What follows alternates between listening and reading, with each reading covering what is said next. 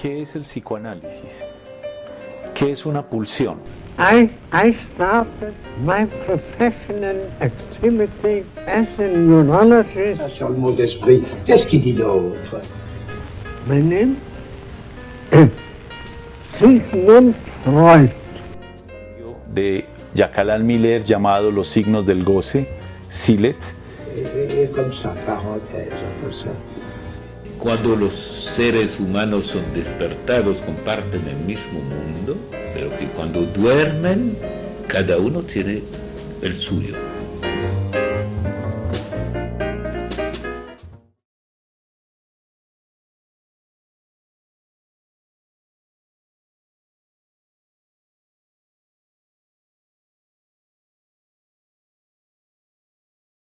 Vamos a trabajar hoy la 19ª conferencia de las conferencias de introducción al psicoanálisis, llamada Resistencia y Represión. Hay que decir un par de cosas antes de decir algo sobre esta conferencia, y es que las ideas que él aquí nos resume de una manera muy breve, aunque pues muy bien expuesta, tal cual en el mismo estilo que viene defendiendo las otras, son ideas que él ha desarrollado ya no para un público, digamos, externo al psicoanálisis, como son los médicos y el público en general al cual estas conferencias están dirigidas, por eso son introductorias, sino que esa otra escritura de donde él toma estas ideas está dirigida sobre todo a los psicoanalistas iniciados y que, sin embargo, Freud las escribe y sin embargo ellos todavía no se han apropiado de esto, porque recuerden que estas conferencias él las dicta durante la Primera Guerra Mundial. Entonces muchos de esos psicoanalistas están en el frente de batalla. Esos textos donde él ha trabajado específicamente, por ejemplo, lo de la represión, son los textos que se llaman la metapsicología, que son de los que lograron quedar, porque él escribió varios, pero no todos están publicados, algunos se perdieron, en fin. El inconsciente, la represión, pulsiones y destinos de pulsión, duelo y melancolía, y uno que no está incluido en las obras completas, esta edición, que se llama Sinopsis sobre la neurosis de transferencia. Voy a leer la primera frase del segundo párrafo, pues porque en el primero él simplemente anuncia que hay nuevas experiencias, salidas del tratamiento, ya ha presentado 2 o 3 ejemplos de ese tratamiento, entonces anuncia nuevas experiencias y de las cuales va a hablar en esta conferencia específicamente de las experiencias que enuncia en el título. Y dice, en primer lugar, cuando emprendemos el restablecimiento de un enfermo para liberarlo de sus síntomas patológicos, él nos opone una fuerte, una tenaz resistencia que se mantiene durante todo el tratamiento. Entonces, a mí me parece interesante que nos preguntemos, cuando él dice él, ¿a quién se refiere?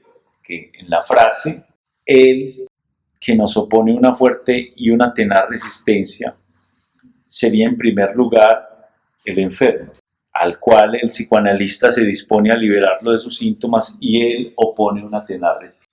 Pero por la forma argumentativa que tiene Freud, mostrando cómo es un absurdo desde el punto de vista lógico y desde el punto de vista racional, que alguien quiera oponerse a otro que lo quiere liberar de los síntomas. Pues porque si uno es consciente y es racional y va donde un psicoanalista a curarse, es muy extraño que enseguida uno mismo que fue a curarse se oponga a la curación. Eso es irracional. Es algo que no es del orden de alguien consciente. Entonces, por eso él no es solamente el enfermo como una unidad, sino que vamos a encontrar que hay una parte de él que quiere curarse y hay una parte de él que se opone.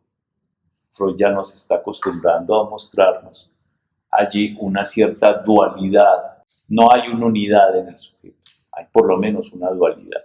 Entonces dice, el enfermo a quien sus síntomas hacen penar tanto, ve sufrir a sus parientes, que se aviene a tantos sacrificios de tiempo, de dinero, de trabajo, que se empeña en vencerse a sí mismo para liberarse de ellos.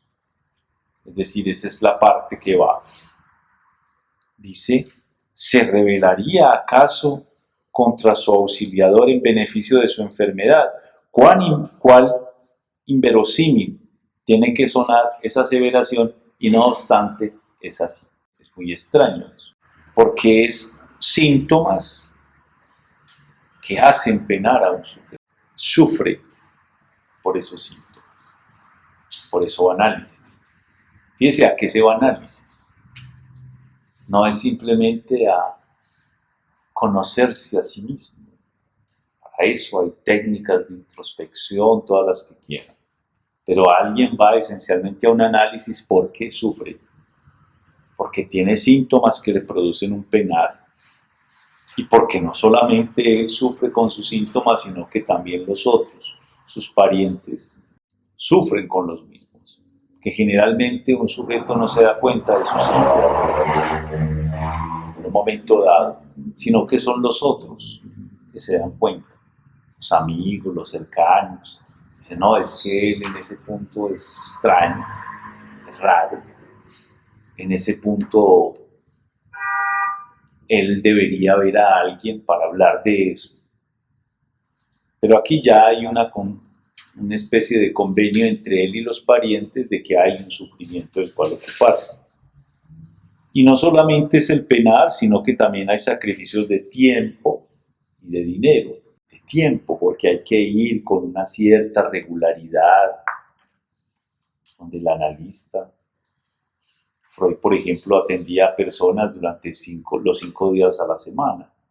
Entonces tenía gente que venía 5 días a la semana a hablar de ese penar. Y más allá de que sean 5 días, 3 días, un día, hay una regularidad, hay un tiempo que se invierte allí y un dinero. Y sin embargo, dice, así sea inverosímil, así es. Hay una rebeldía contra el auxiliador y en beneficio de la enfermedad. Aquí ya se introduce algo. Y es que si alguien se aferra a sus síntomas, es porque obtiene un beneficio. Lo cual también es muy raro. ¿Cómo alguien puede beneficiarse de una enfermedad? Cuando generalmente en la concepción médica que tenemos del síntoma o de la enfermedad, de lo que quisiera alguien enfermo racionalmente es de liberarse del sufrimiento y de la enfermedad, curarse de la misma. Entonces es muy extraño que alguien se aferre a la enfermedad, que obtenga de ella un beneficio. En otro lugar va incluso a diferenciar de qué beneficio se trata y habla de beneficios primarios y beneficios secundarios de la enfermedad. El beneficio secundario muchas veces es fácil de captar. Por ejemplo, alguna vez unos estudiantes de medicina de la Universidad de Antioquia hicieron un operativo hace muchos años, junto con la policía, de recoger a todas las personas llarientas de Medellín que estaban en el centro y que durante años estaban allí exponiendo sus heridas. Entonces, el furor sanandi, el furor por curar, hizo que estos médicos hicieron la campaña y los llevaron al hospital. Llegaron un viernes. Resulta que el lunes todos se habían escapado. Porque si les quitaban la herida, ¿de qué iban a vivir? Eso es un buen ejemplo de un beneficio secundario de una enfermedad. Prefiere tener la enfermedad porque esa enfermedad, por ejemplo, le da el sustento. Pero también hay que pensar en, ese es un ejemplo extremo, cómo alguien puede obtener un beneficio de estar enfermo. Muchas veces, seguramente si no en la clínica, si no la tienen, encontrarán alguna pariente que se enferma y con eso logra, por ejemplo, la atención de los hijos, la atención de los parientes. La gente dice, no, es por llamar la atención, pero pues no se les escapa que es un llamado. Entonces, claro, no se alivia porque si se alivia pierde la atención del otro. Eso es un beneficio secundario. Pero de lo que nos está hablando aquí Freud no es de un beneficio secundario de la enfermedad, sino de un beneficio, podemos decir, primario.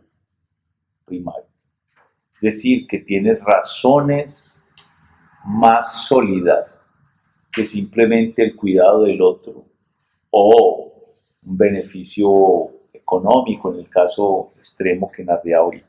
Y bueno, Freud tiene recursos, él dice, es como cuando a pesar del dolor de muela, el paciente quiere detener el brazo cuando viene con la tenaza del diente enfermo. Figúrense en 1916 cómo sería de primitiva todavía la odontología, que pues era la tenaza para extraer la muela que dolía.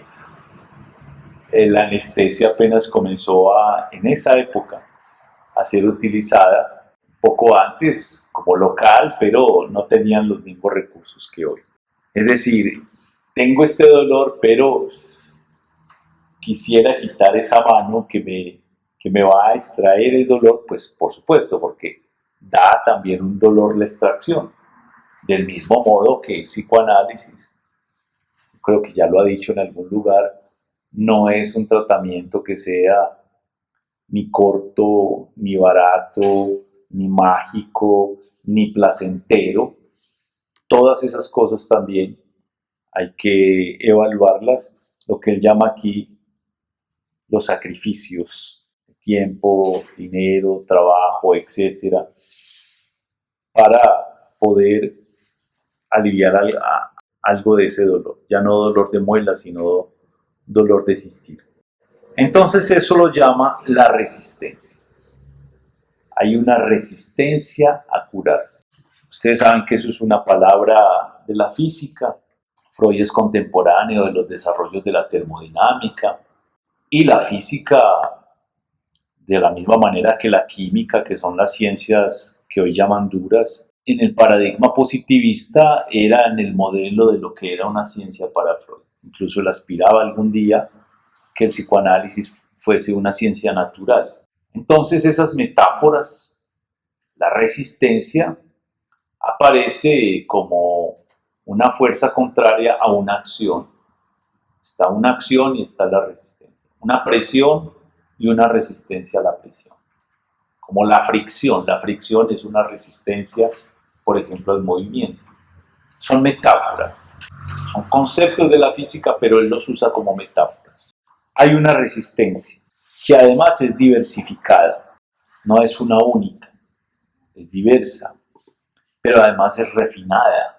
No siempre es la burda resistencia como la de detener el brazo que le va a sacar la muela. Esa no es nada sutil, esa es incluso brusca. Pero decir refinada quiere decir que allí está implicado procesos más complejos, más sutiles, porque después él va a desarrollar, por ejemplo, es distinta la resistencia en el obsesivo a la resistencia en la histeria, y ahí hay una sutileza.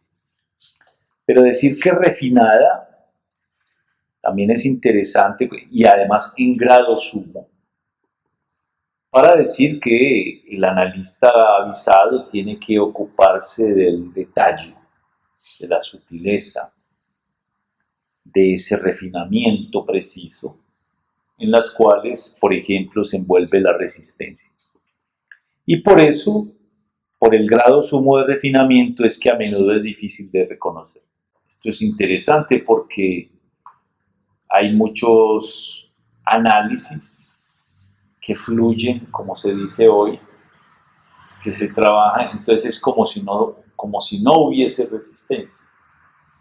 Pero él aquí en algún momento dice, hay que desconfiar, hay que estar atento, hay que estar sin bajar la guardia, porque como es diversificado, como es sutil, en cualquier momento, incluso esa fluidez misma puede ser una forma de resistencia, puesto que esa fluidez puede hacer que hablen de todo, pero esquivando hablar de lo importante. Fíjense que ahí ya es una sutileza, porque invitamos a alguien a la asociación libre y aún ahí, aunque haya esa docilidad a la asociación libre, puede la resistencia aparecer porque el sujeto se despliega sobre cosas para resguardarse de algo que no quiere hablar. Ahora, no digo el sujeto, sino algo en el sujeto, porque ya lo sabemos dividido. Y por eso dice, es obligatorio ser desconfiado, mantenerse en guardia, alerta, despierto, como un vigilante que siempre está alerta porque es una metáfora precisamente en el contexto de la guerra, una metáfora militar, en guardia contra esa resistencia. Y tanto es así que incluso Freud dice que el resultado del tratamiento, su duración, depende de la escrupulosidad con que se obedezca a la regla técnica fundamental. ¿Qué quiere decir eso? Que en efecto la persona diga todo lo que le venga a la cabeza. Fíjese que es aparentemente una cosa muy fácil. No es, le voy a poner un tema y usted lo desarrolla de manera lógica, argumentativa, usando, por ejemplo, las figuras retóricas o los tiempos gramaticales correctos. No. Lo que le venga a la cabeza. ¿Pero eso qué quiere decir? Renunciando. Recuerde que Freud utiliza caracteres tipográficos distintos en sus textos para hacer énfasis. Renunciando a excluir las ocurrencias, así sean demasiado desagradables. Por eso se asegura, incluso con niños y con adolescentes, una absoluta confidencialidad. El sujeto puede decir incluso cosas que no se permiten en otro lugar, que sonarían indiscretas, cosas que fuesen, al parecer del sujeto, demasiado triviales. De cada una de estas cosas uno podría tener ejemplos clínicos que no vienen al caso o que son disparatadas. Cuando él pone esos caracteres en itálicas, es para llamar la atención que ese es el tipo de juicios más frecuentes que la gente hace sobre su propio discurso para no hablar de eso. Es decir, por eso es sutil la resistencia, por eso es refinada. Porque, por ejemplo, no hablar de algo desagradable, cuando uno no quiere hablar de algo desagradable, ¿qué usa? Usa un modo alusivo, a que fue algo, pero no nombra ese algo. Entonces dice, y usé palabras obscenas, me enojé mucho, pero de todas maneras no decía las palabras. Muy difícil, pero precisamente renunciar a decir algo porque parezca desagradable, o porque parezca inculto, o porque se juega una propia imagen delante del analista, como ¿cómo voy a decir esto y que yo parezca una verdulera sabiendo que en realidad soy una persona culta? Pero forzando un poco a que dijera cuáles fueron las palabras para vencer la resistencia, por ejemplo, porque uno se puede esconder detrás de un precepto moral. No, es que era porque tenía rabia. Yo no voy a repetir algo así, pero resulta que esas palabras tenían una carga pulsional absolutamente precisa. Resulta que es que la palabra vulgar tiene una connotación cultural porque se enraiza en algo pulsional de la lengua. que nos rodea. Entonces, por eso, fíjense lo que se esconde allí. Y ahora, el insulto es una cosa que ataca el corazón del ser del otro. Se dice desde las entrañas. Ahí hay algo que si uno deja que el otro se atrinchere en el precepto moral, en la vergüenza, en el pudor, en el no decir, va a tener que esperarse mucho más tiempo para que salga. U otro asunto era una persona que tampoco quería hablar de algo desagradable, que era una posición sexual, pero que dijo, no, aquí hay que decirlo todo, yo lo voy a decir. Y claro, enrojecida, contó una cierta posición sexual, que era la que su novio prefería, pero enseguida pudo desarrollar a partir de ahí toda una dimensión de que la preferencia que él tenía por ciertas posiciones era para esconder una cierta idea que él tenía, casi que le daba una posición en el mundo acomplejada porque pensaba que tenía un pene pequeño. Y en cambio en esa posición era como si no. Entonces fíjense todo lo que se escondía por simplemente cómo voy a hablar de una posición sexual. Bien, se trata de decirlo todo. Y la invitación, pero fíjense que no es fácil. Por desagradable, por ejemplo, por sentido sexual, por indiscreto, por ejemplo, ¿cómo le voy a contar eso si usted de pronto conoce a la persona? ¿Sí? Porque esto es una parroquia muy pequeña. Entonces muchas veces alguien va a contar, no, es que esa persona tuvo unos avances indebidos conmigo, y uno dice, ¿quién? Ah, no, no le puedo decir el nombre porque sería indiscreto, porque de pronto usted le conoce. Y bien, tampoco se puede permitir que el otro se atrinchere en la discreción, porque resulta que de quien está hablando no necesariamente es de la persona de carne y hueso, que incluso puede ser un conocido de ambos, sino de toda la construcción que tiene con esa persona. Es difícil uno poder hablar con indiscreción, hablando de cosas desagradables para sí mismo y para el otro, incluso cosas pulsionales, hablar de la mierda, hablar del ritual para ir al baño, ese tipo de cosas que en nuestra cultura nos alejan, habría que decirlo. O, he aquí otra cosa, excluir una ocurrencia porque le parece trivial, porque hay gente que cree que en el análisis se trata de ir a decir cosas absolutamente inteligentes, elaboradas, extraer el objeto A, el SD tachado, explicar el matema, el nudo Borromeo, todo lo que vos querrás, y todo eso tan intelectual es para no decirlo trivial como el insulto, porque en el insulto está algo que realmente se quiere resguardar. O que dice, no, no dije eso porque no viene al caso o porque es disparatado. Y nos da miedo el disparate.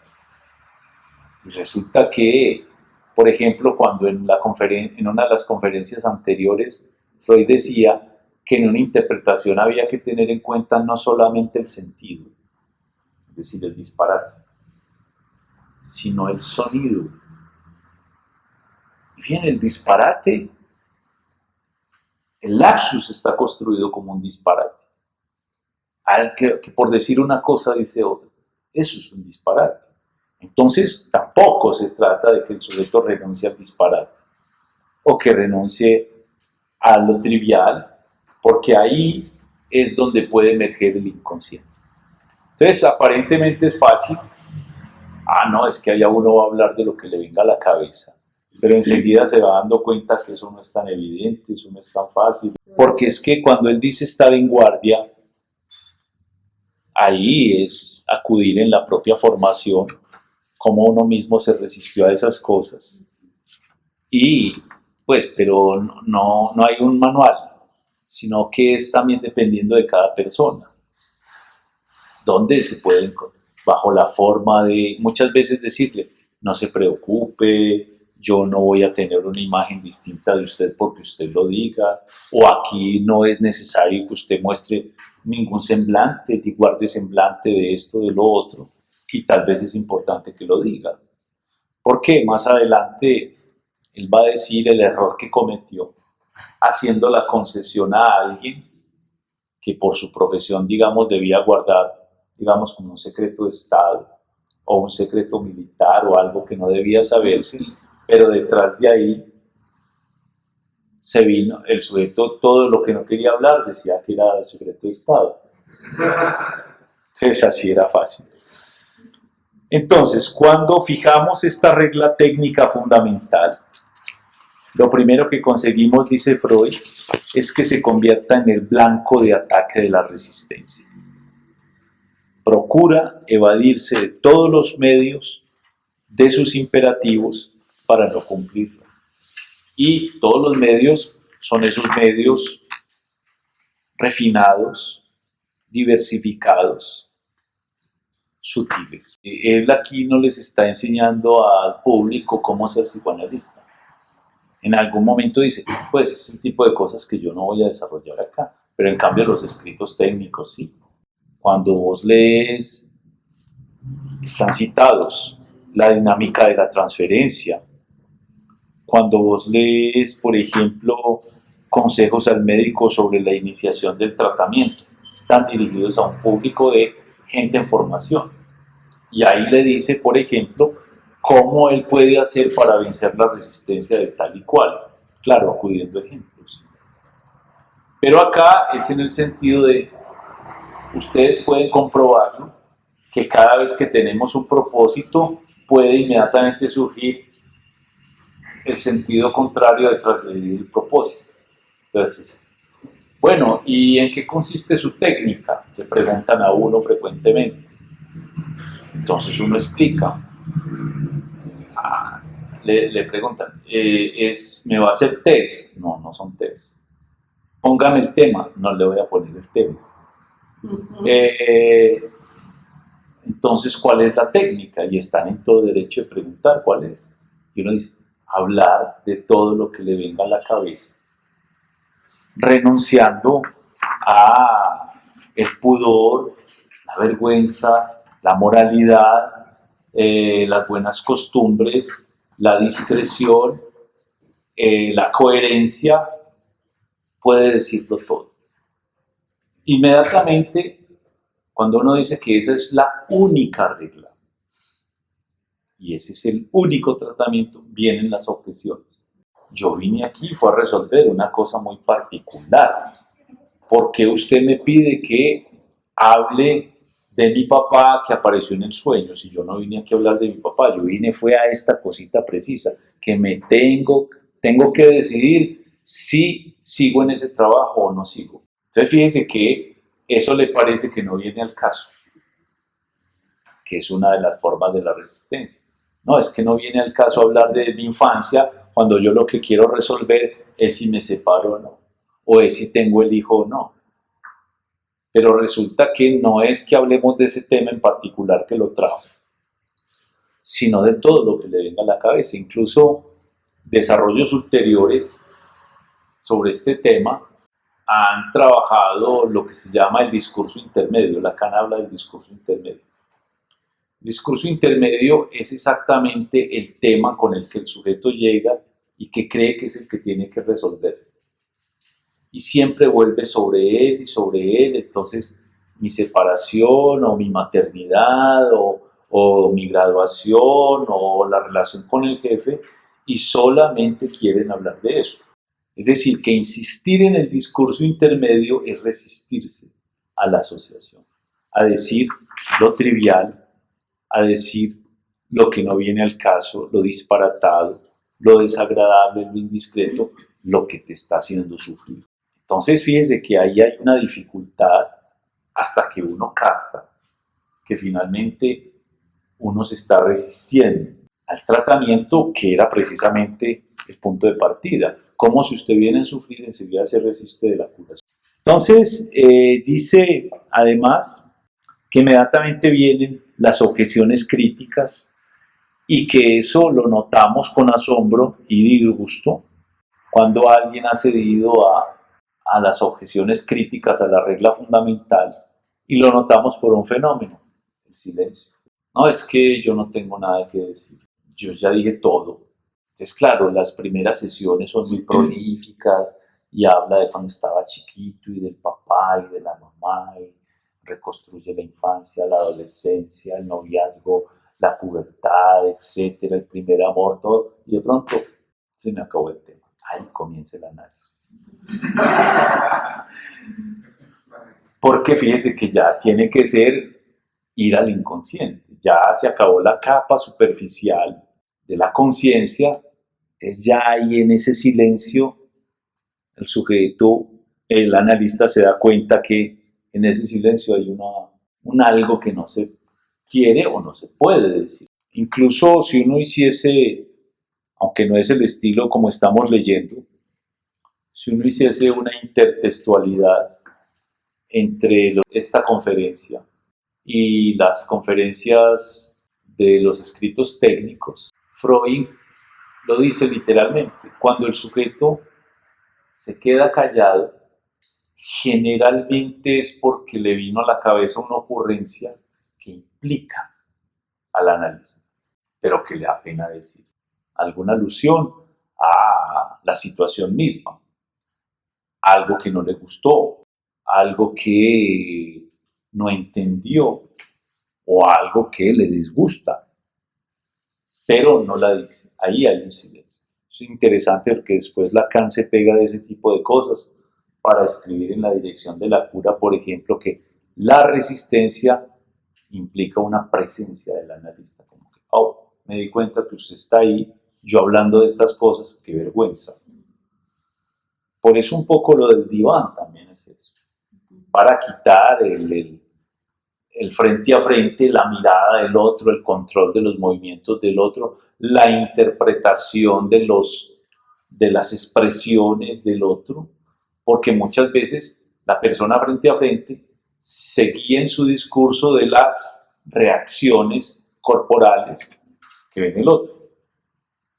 Entonces, está hablando de algo y si el otro le dice, ¿cómo? Entonces interpreta de que eso es muy interesante y al interlocutor le parece apasionante que le hable de eso y comienza a hablarle y hablarle y hablarle. Es decir, a darle manivela, esto le está interesando. En cambio, de esto no le hablo porque no me puso la misma atención. Pero fíjese que cuando ya se pasa al diván, ya ahí no se tiene el espejo para controlar los movimientos del otro. Ya ahí sí tiene que hablar en asociación libre y sentirse un poco ya hablando no con el analista, sino con su otro. Ahora, lo interesante también acá, para seguir avanzando, es la generalidad del fenómeno.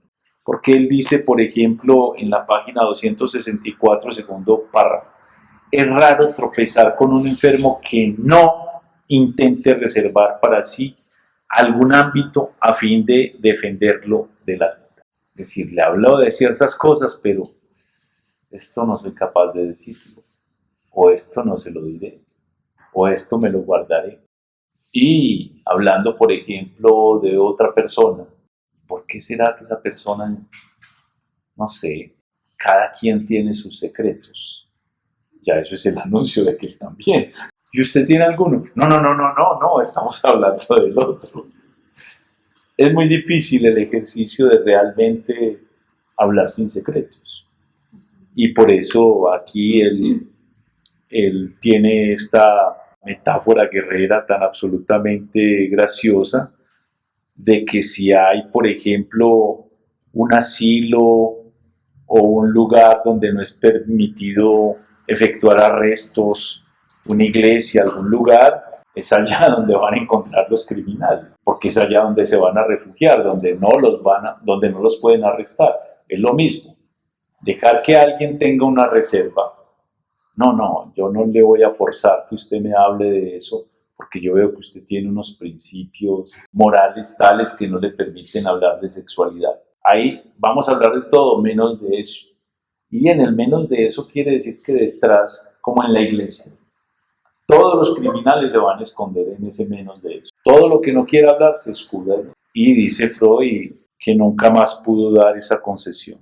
es excepción, sea por el juramento profesional, sea por lo que sea. Por eso tiene que ser un desarrollo de la transferencia tal que le permita a un sujeto sentirse en tal confianza y en tal atmósfera que respetar esa regla de decirlo todo sea posible, todo lo que pueda, que siempre va a encontrar un límite, que ya no depende de un atrincheramiento preconsciente o consciente, como él tiene aquí algunos ejemplos. Dice entonces en la página 265, en la mitad, entonces podemos descubrir que la resistencia se ha atrincherado, por ejemplo, hablando del obsesivo, en la duda de la neurosis obsesiva. Y desde esta posición nos combate con él. Dudar y mantener dislocado el psiquismo, bien que haga un uso inconsciente de su enfermedad. Entonces fíjese cómo es esto. La resistencia se atrinchera en la duda. El otro le dice eso y él comienza a dudar. Puede ser que sí, pero puede ser que no. Y él aquí reconstruye esto diciendo, es como si él dijera más o menos, todo esto es muy lindo, muy interesante, de buena gana seguiría esa pista, mi enfermedad cambiaría mucho si eso fuera cierto, pero yo no creo que lo sea, y puesto que no lo creo, nada tiene que ver con mi enfermedad. O sea que aquí lo fundamental en la cuestión obsesiva es la creencia. Hay también resistencias intelectuales, ya que hay un elemento que me parece muy interesante. No son las peores, dice Freud. ¿Por qué? Porque la resistencia intelectual es acudir a la conciencia, a la argumentación, a la racionalidad, y ahí estamos en un plano donde se puede encontrar la falla del argumento del otro, ¿cierto? Y se va deshaciendo. Pero digamos que la resistencia más difícil, aquellas cuyo vencimiento se cuenta entre las más difíciles tareas técnicas, no son las resistencias intelectuales. Y dice en el segundo párrafo de la 265, en lugar de recordar, repite unas actitudes y emociones afectivas de su vida que por medio de la llamada transferencia pueden emplearse para resistirse al médico y a la cura. Este elemento es crucial y fíjese que es nuevo, no nos había hablado de esto en las conferencias. Todas las 18 conferencias anteriores están construidas, podríamos decir, sobre la dimensión intelectual en las cuales se manifiesta el inconsciente. Por ejemplo, el sueño es una representación, es una construcción que permite análisis de tipo simbólico, la interpretación, por ejemplo. Estamos en el terreno del lenguaje, en el terreno intelectual. Un lapsus permite un análisis en el terreno intelectual. Quería decir esto, pero dije aquello, y entre esas dos palabras hay puntos que se anudan, pero el equívoco permite que aparezca un sentido inesperado, inconsciente, reprimido, que ahí estamos en el terreno de la representación, en el terreno donde el análisis de qué se trata, de recordar, y el sueño y el lapsus son formas de permitir que el inconsciente se manifieste y se recuerden, se evoquen cosas que por ejemplo estaban retenidas. Pero acá aparece una dimensión muy, muy importante, donde ya no tiene nada que ver con esta dimensión del sentido, y no tiene nada que ver con esta dimensión intelectual, y no tiene nada que ver con esta dimensión del recuerdo, ni de la representación, sino con lo que no se dice, con lo que no se recuerda. Y él dice, es que es una frase, en lugar de recordar, repite. Entonces fíjese que ya es otro terreno, porque lo que se repite es porque no se recuerda. Como el recuerdo encontró un límite, ya ahí hay un límite. ¿Qué le digo? Ya le conté todo lo que me acuerdo de mi vida. Se agotó el recuerdo. Y entonces ahí se acaba el análisis. Porque hay toda una dimensión de lo silenciado, de lo no dicho. Y no dicho o porque se guarda en reserva o porque no hay palabras para decirlo. Bien, cuando no hay palabras para decirlo, el análisis se mueve en otra dimensión. Ya no es simplemente una práctica de la palabra, sino que también, y es crucial, hay una dimensión de repetición en el análisis, que no pasa por las palabras, pero que puede leerse en lo que Freud aquí llama, entre comillas, transferencia. Que no se recuerda, se repite en la transferencia. Es decir, si alguien viene y cuenta que se acostó con un cura y que durante muchos años, y que después sedujo a un terapeuta, y que después sedujo a una serie de profesores, hasta ahí se acabó el recuerdo. Pero fíjense que es un comportamiento repetitivo. Obviamente, el analista que está, ¿cómo fue que dijo Freud? Desconfiado y en guardia. Ahí que le va a tender a repetir ese comportamiento en acto en la transferencia. En acto, no en palabras. Porque en palabras, listo, se agotó el recuerdo. Es decir, hay toda una dimensión del análisis que no se mueve en el terreno de la palabra, sino del acto, en la transferencia. Ya es una anunciada, te voy a poner en esa serie. O de la misma persona que dice, yo todo lo que comienzo lo abandono. Comencé tal carrera, la dejé.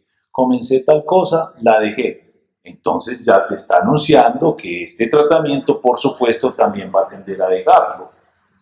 En acto. Fíjense que pero yo esto no, yo tengo todo el propósito de seguirlo. Sí, claro. Ya después comienza a faltar, no pude, un trancón, no había conexión, estaba lloviendo, la abuelita se me murió otra vez, en fin. Son formas de repetir en acto la sentencia, todo lo dejo empezar. Este párrafo a mí me parece crucial. Hay incluso después una conferencia, la 27, dedicada ampliamente a la discusión de lo que es la transferencia. Pero yo digo que sí, crucial, porque es la primera vez que aparece en la obra de Freud esta idea de que lo que no se recuerda se repite. Es crucial. Porque aquí es la pista para que unos 4 años después Freud pueda enunciar en su más allá del principio del placer que hay una compulsión a la repetición y que esa compulsión a la repetición no es del orden del recuerdo, que esa compulsión a la repetición tiene que ver con la pulsión, por ejemplo la pulsión de muerte, que esa compulsión, porque aquí dice se repite, entonces uno tiene que detenerse, lo que no se recuerda se repite. Y él incluso va a tener después una conferencia, un texto interesante que se llama Recordar, Repetir, Elaborar, diferenciando. Y una cosa es lo que en el análisis es del orden del recuerdo, otra cosa es lo que se elabora, porque uno no simplemente está en análisis los minutos o las horas o el tiempo que pasa hablando del analista. Cuando uno está en análisis, sigue en análisis entre una sesión y otra. Porque entre una sesión y otra está elaborando. Me hizo este corte. ¿Por qué ahí? Claro, fue que yo dije tal cosa y sigue asociando. Fíjese que ya no está donde el analista, pero está en otro lugar. Ese es un trabajo de elaboración y es crucial. Es tan crucial como el trabajo que pasa en la sesión, porque eso es lo que puede llegar a dar un efecto de rectificación subjetiva. No simplemente basta darse cuenta, como en un instante, como en un resplandor fugaz, sino que enseguida hay que saber hacer con eso.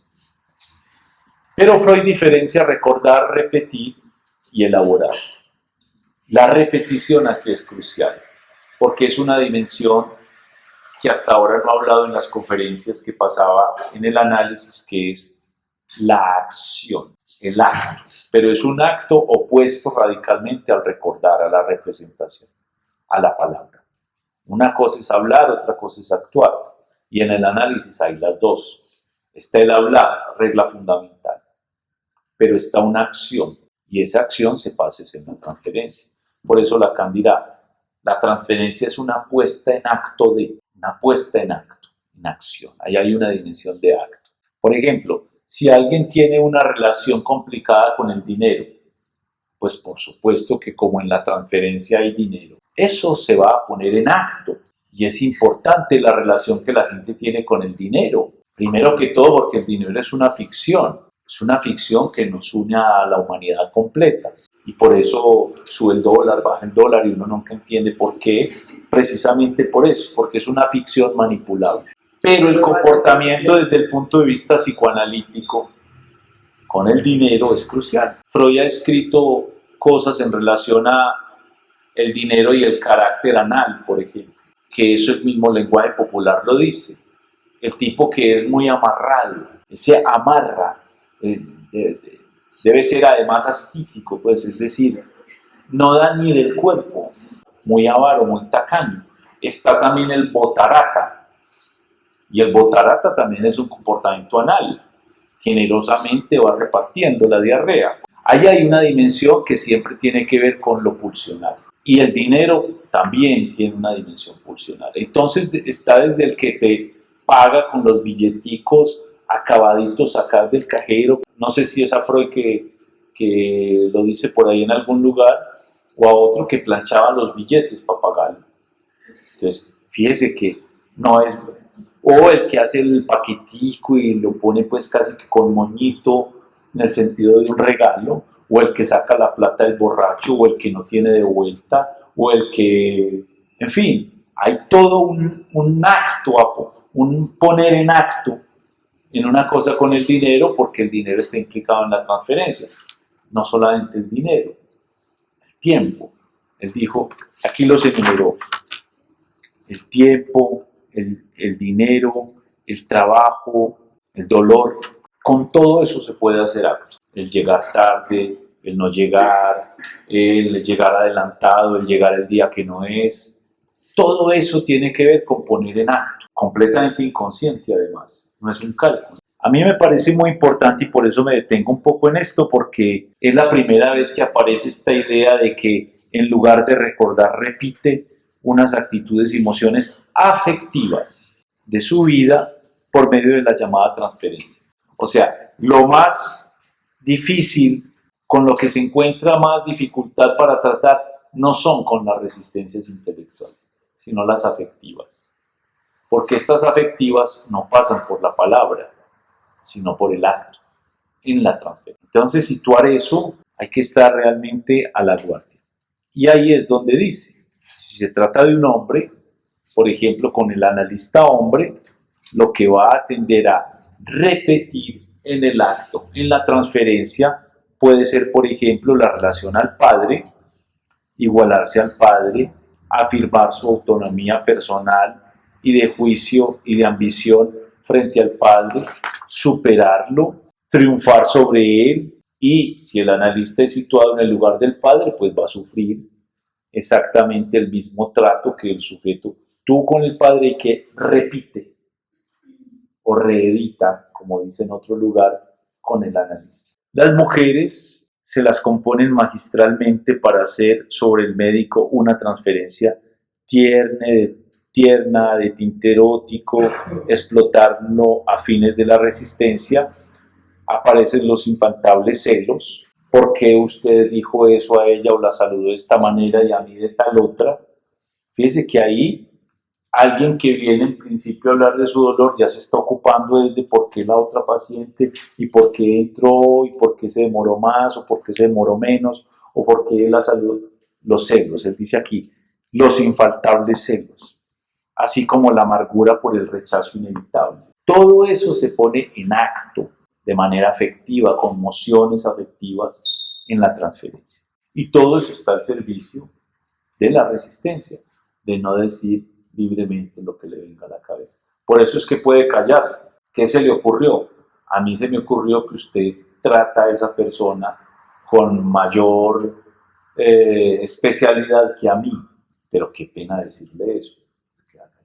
Detrás de eso se atrinchera la resistencia. Y luego avanza diciendo, ese material siempre se pone al comienzo al servicio de la resistencia y adelanta su fachada hostil al tratamiento. Es decir, que esta es una vía para que aparezca otra noción, la transferencia negativa. Y dice, puede decirse también que son propiedades del carácter, actitudes del yo, las que se movilizan para luchar contra los cambios apetecidos. Es muy curioso, un cambio apetecido y sin embargo alguien se resiste porque dice es que yo siempre he sido así. Es que eso implicaría que yo modificara mi relación con tal o que me vieran de aquella otra manera. Van a decir que yo no tengo carácter, que no me sostengo, que soy voluble, que antes pensaba de una manera y ahora de otra, que soy incoherente y bueno, trabajar todo eso para poder vencer la resistencia y permitir el cambio.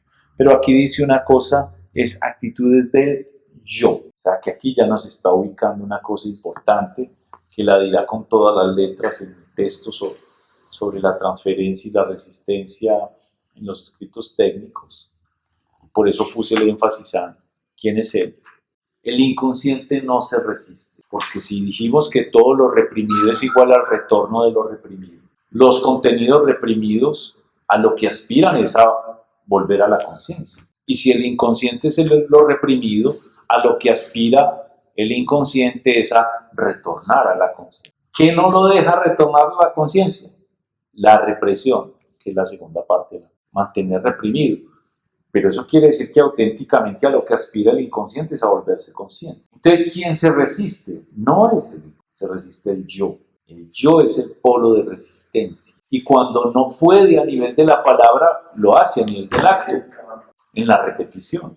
Insiste en volver. Pero la resistencia o la represión son los que se oponen y en este caso podemos decir la fórmula, la resistencia siempre es del yo.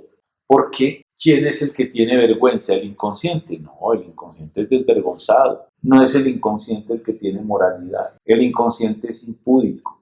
No tiene barreras pulsionales. Es un criminal. Pero en cambio el yo sí es el que tiene todos esos componentes. Cuando alguien quiere sostener que es una persona muy moral, es su yo el que quiere ser moral, coherentemente moral, que el sedimento de sus identificaciones sea una persona moral, o una persona pudorosa, o una persona culta, o una persona que no dice malas palabras. Todo eso es del yo. Y la tradición ha hecho confundir que la personalidad de alguien sea su yo. O sea, finalmente es el yo el que se opone a cambiar. Porque cambiar es dejar que venga eso inmoral, impúdico, vergonzoso, a la conciencia, confrontarse y decir, yo soy eso. Yo soy eso. No, yo no soy eso. Yo soy otra cosa. Ese no querer saber de sus pulsiones. El vencimiento de las resistencias es la operación esencial del análisis y la única pieza del trabajo que nos asegura que hemos conseguido algo con el enfermo. Aquí Freud dice enfermo y normal porque se está dirigiendo a médicos y porque se piensa que la neurosis, no en términos de una estructura, sino que la neurosis es un estado patológico opuesto a una normalidad. O sea, vencer la resistencia intelectual, vencer la resistencia afectiva es realmente la tarea esencial del análisis, porque venciéndolas el inconsciente aparece y el sujeto se enfrenta con eso. Y enseguida viene otra vez la argumentación de los beneficios, cuando dice al final de la página 266, agreguen a esto que el enfermo explota, convirtiéndolas en un obstáculo, todas las contingencias que surgen durante el tratamiento. Claro, siempre es en el uno por uno y en la circunstancia precisa. ¿Por qué? Porque es que la resistencia aparece, dice Freud más adelante, en un momento muy crucial de un análisis. Cuando se está llegando a eso es que aparece la resistencia. Casi que ese puede ser un buen indicativo. Resistencia aparece cuando se está llegando a un núcleo. Alguien está llegando a algo tan importante que aumenta la resistencia. Porque de la misma manera que el otro viene en medio de la lluvia, es decir, vence la contingencia, hay quien la aprovecha para no querer saber nada de qué, de eso que está hablando. ¿Por qué? Ya nos lo dijo al principio. ¿Por qué uno no querría? Pues porque eso es demasiado desagradable, porque es que eso es demasiado indiscreto, porque es que eso es disparatado. ¿Cómo es posible que a mí, que siempre he sido una persona tan absolutamente de esta forma, se me ocurra un día la tentación de lo contrario? Eso es muy difícil. Uno mostrarse delante de un interlocutor que uno es incoherente, que uno tiene una división, que uno no es un todo ordenadito e ideal, sino que uno tiene un desliz pulsional muy difícil. Ese es el momento en que el sujeto más puede resistirse a seguir hablando de eso.